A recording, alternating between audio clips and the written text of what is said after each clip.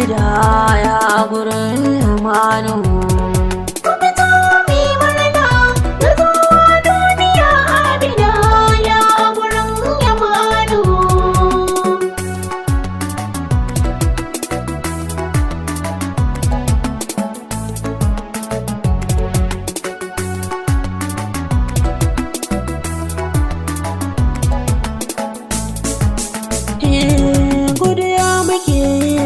Allah mai yau da gobe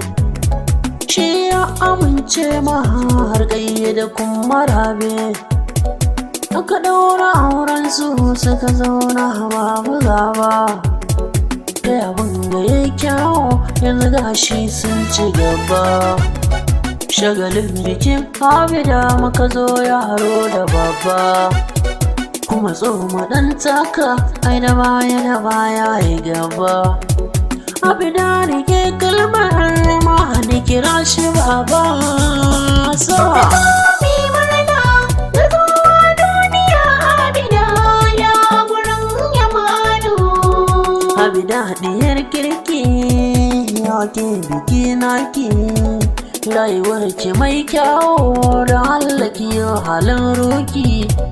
godiya ki wa Allah kin fito a cikin musulminki kirge addininki makaranta kai kawo karki yarda abbarki gara ke kiyo tuki abida abida